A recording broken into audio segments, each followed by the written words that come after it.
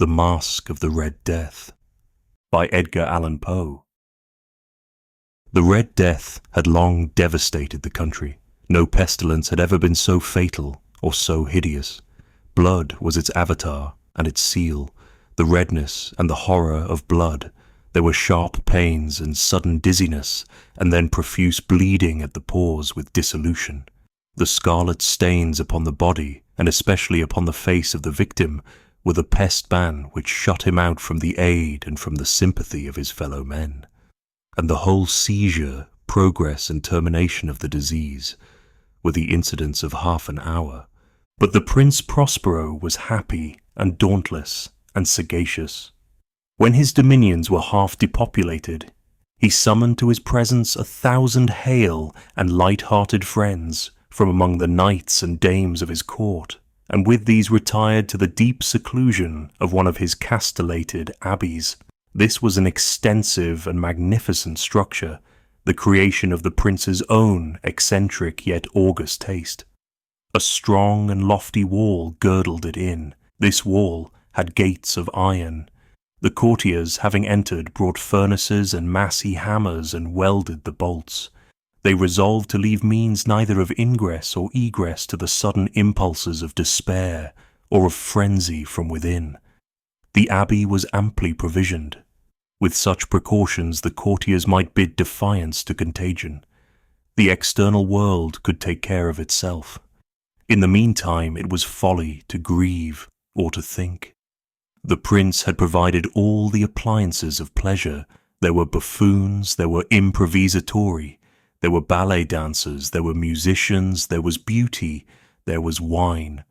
All these and security were within. Without was the Red Death. It was toward the close of the 5th or 6th month of his seclusion, and while the pestilence raged most furiously abroad, that the Prince Prospero entertained his 1,000 friends at a masked ball of the most unusual magnificence. It was a voluptuous scene, that masquerade. But first let me tell of the rooms in which it was held. There were 7, an imperial suite. In many palaces, however, such suites form a long and straight vista, while the folding doors slide back nearly to the walls on either hand, so that the view of the whole extent is scarcely impeded. Here the case was very different, as might have been expected from the Duke's love of the bazaar. The apartments were so irregularly disposed that the vision embraced but little more than one at a time. There was a sharp turn at every 20 or 30 yards, and at each turn a novel effect. To the right and left, in the middle of each wall, a tall and narrow Gothic window looked out upon a closed corridor which pursued the windings of the suite. These windows were of stained glass, whose colour varied in accordance with the prevailing hue of the decorations of the chamber into which it opened. That at the eastern extremity was hung, for example, in blue, and vividly blue were its windows. The second chamber was purple in its ornaments and tapestries, and here the panes were purple. The third was green throughout, and so were the casements. The fourth was furnished and lighted with orange, the fifth with white, the sixth with violet. The 7th apartment was closely shrouded in black velvet tapestries that hung all over the ceiling and down the walls, falling in heavy folds upon a carpet of the same material and hue. But in this chamber only, the colour of the windows failed to correspond with the decorations. The panes here were scarlet, a deep blood colour. Now in no one of the 7 apartments was there any lamp or candelabrum, amid the profusion of golden ornaments that lay scattered to and fro or depended from the roof. There was no light of any kind emanating from lamp or candle within the suite of chambers. But in the corridors that followed the suite, there stood, opposite to each window, a heavy tripod, bearing a brazier of fire that protected its rays through the tinted glass, and so glaringly illumined the room. And thus were produced a multitude of gaudy and fantastic appearances. But in the western or black chamber, the effect of the firelight that streamed upon the dark hangings through the blood-tinted panes was ghastly in the extreme, and produced so wild a look upon the countenances of those who entered, that there were few of the company bold enough to set foot within its precincts at all. It was in this apartment also that there stood against the western wall a gigantic clock of ebony. Its pendulum swung to and fro with a dull, heavy, monotonous clang, and when the minute hand made the circuit of the face and the hour was to be stricken, there came from the brazen lungs of the clock a sound which was clear and loud and deep and exceedingly musical, but of so peculiar a note and emphasis that, at each lapse of an hour, the musicians of the orchestra were constrained to pause momentarily in their performance to hearken to the sound, and thus the waltzers perforce ceased their evolutions. And there was a brief disconcert of the whole gay company, and while the chimes of the clock yet rang, it was observed that the giddiest grew pale, and the more aged and sedate passed their hands over their brows as if in confused reverie or meditation. But when the echoes had fully ceased, a light laughter at once pervaded the assembly. The musicians looked at each other and smiled as if at their own nervousness and folly, and made whispering vows each to the other, that the next chiming of the clock should produce in them no similar emotion. And then, after the lapse of 60 minutes, which embrace 3,600 seconds of the time that flies, there came yet another chiming of the clock, and then with the same disconcert and tremulousness and meditation as before. But, in spite of these things, it was a gay and magnificent revel. The tastes of the Duke were peculiar. He had a fine eye for colours and effects. He disregarded the decor of mere fashion. His plans were bold and fiery, and his conceptions glowed with barbaric lustre. There are some who would have thought him mad. His followers felt that he was not. It was necessary to hear and see and touch him to be sure that he was not. He had directed in great part the movable embellishments of the 7 chambers upon occasion of this great fete, and it was his own guiding taste which had given character to the masqueraders. Be sure they were grotesque. There were much glare and glitter and piquancy and phantasm, much of what has been since seen in Hernani. There were arabesque figures with unsuited limbs and appointments.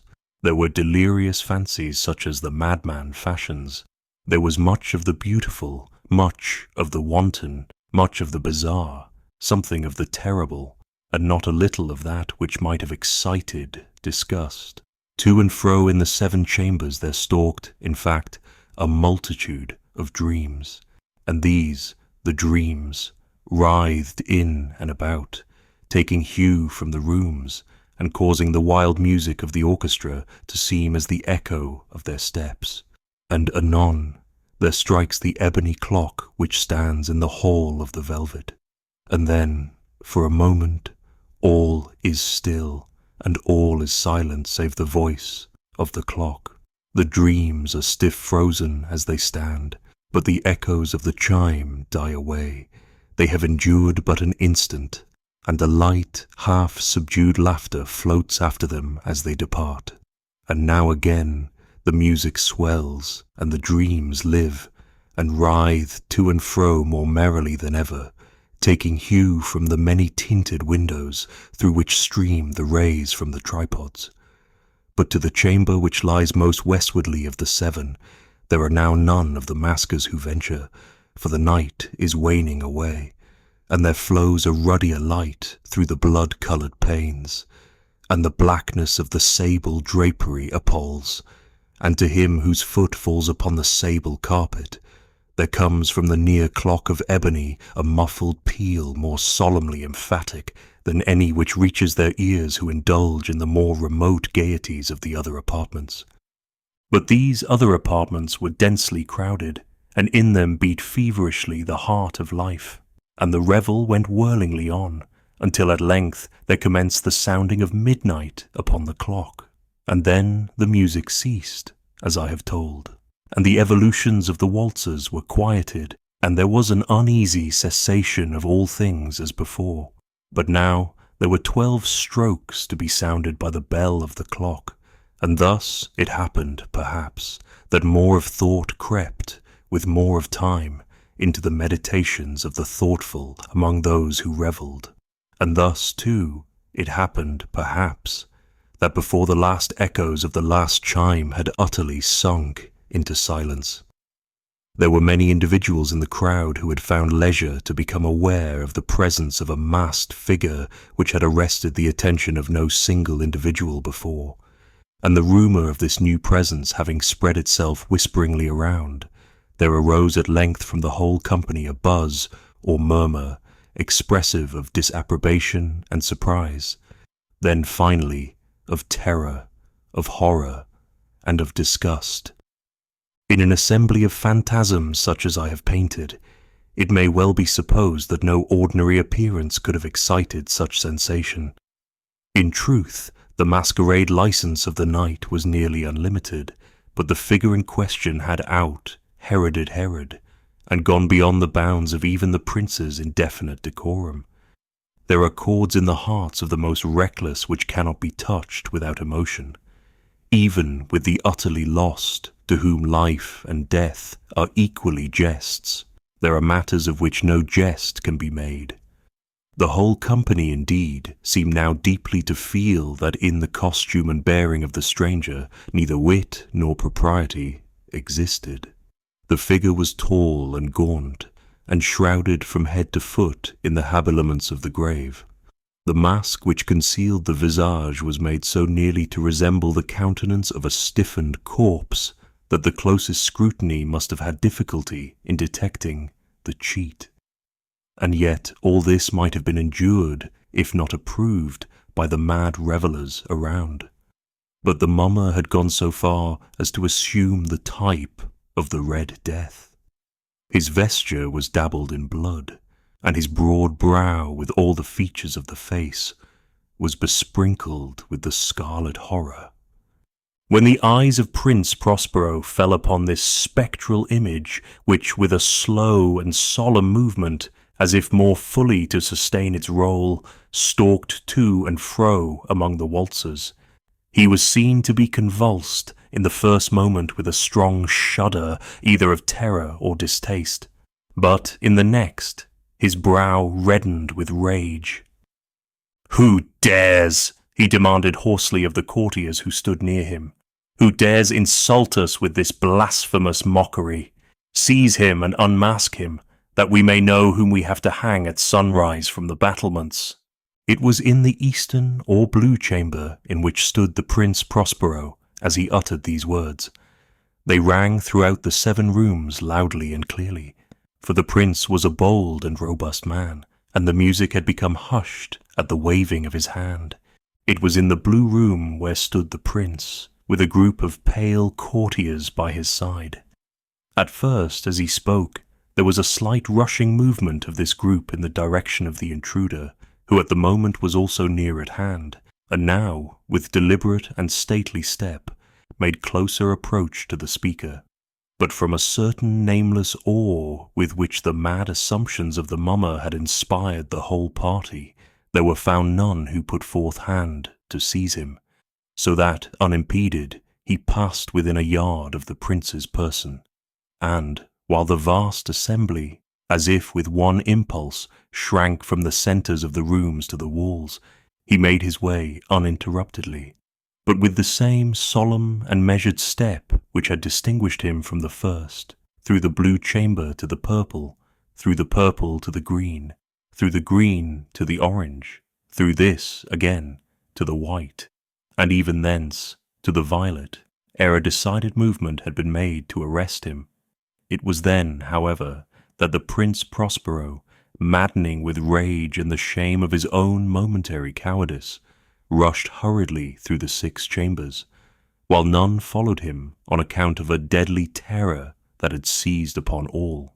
He bore aloft a drawn dagger, and had approached in rapid impetuosity to within 3 or 4 feet of the retreating figure, when the latter, having attained the extremity of the velvet apartment, turned suddenly and confronted his pursuer. There was a sharp cry, and the dagger dropped gleaming upon the sable carpet, upon which, instantly afterwards, fell prostrate in death the Prince Prospero. Then, summoning the wild courage of despair, a throng of the revellers at once threw themselves into the black apartment, and seizing the mummer, whose tall figure stood erect and motionless within the shadow of the ebony clock, gasped in unutterable horror at finding the grave cerements and corpse-like masque which they handled with so violent a rudeness, untenanted by any tangible form. And now was acknowledged the presence of the Red Death. He had come like a thief in the night, and one by one dropped the revellers in the blood-bedewed halls of their revel, and died each in the despairing posture of his fall. And the life of the ebony clock went out with that of the last of the gay, and the flames of the tripods expired, and darkness and decay and the Red Death held illimitable dominion over all,